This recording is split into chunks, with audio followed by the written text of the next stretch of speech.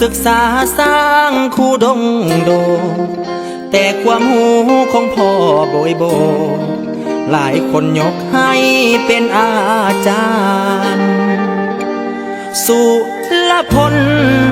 เนาวราชคือซื้อกาวขานห่วมล้มลุกสร้างแขวงเวียงจันทร์ด้วยอุดมการณ์แห่งศิลธรรม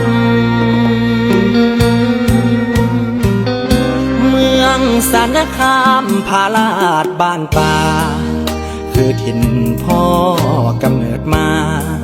จากสายขาทุกยากกากรรม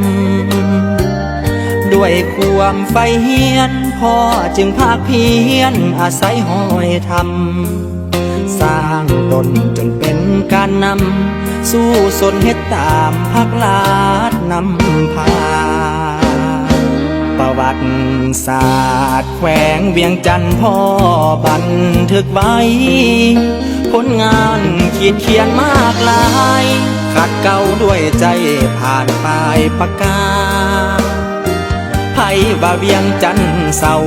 บทก่อนพ่อเบาอ้อยอินนักหนาเวียงจันทร์สิโปบาดลาสมดังว่าแต่งสร้างหน่วยปายต้องมาถึงวันที่เวียงจันทร์เศร้าวันที่สวรรค์มาเล่ามาฮับเอาแต่งสร้างหน่วยปายบนความสัตย์ซื่อพ่อได้ยึดถือให้โลกคิดหมายพ่อเมื่อยแล้วจงไปสบาย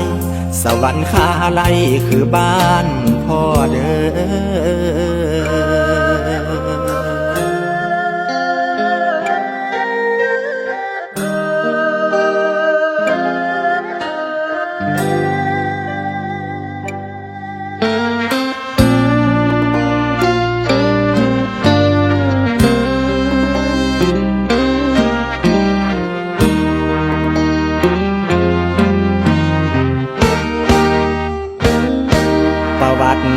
ศาสตร์แขวงเวียงจันทร์พ่อ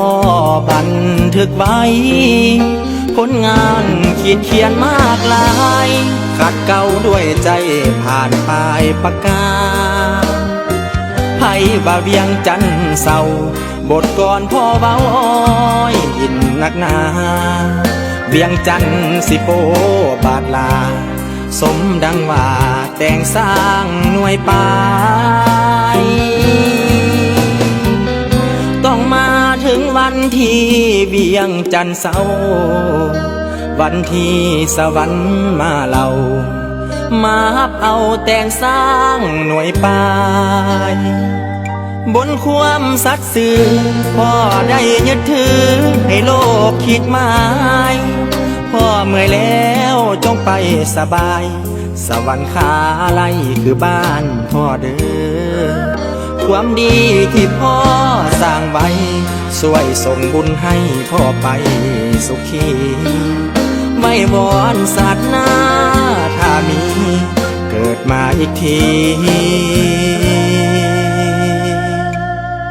ขอเป็นลูกพ่อ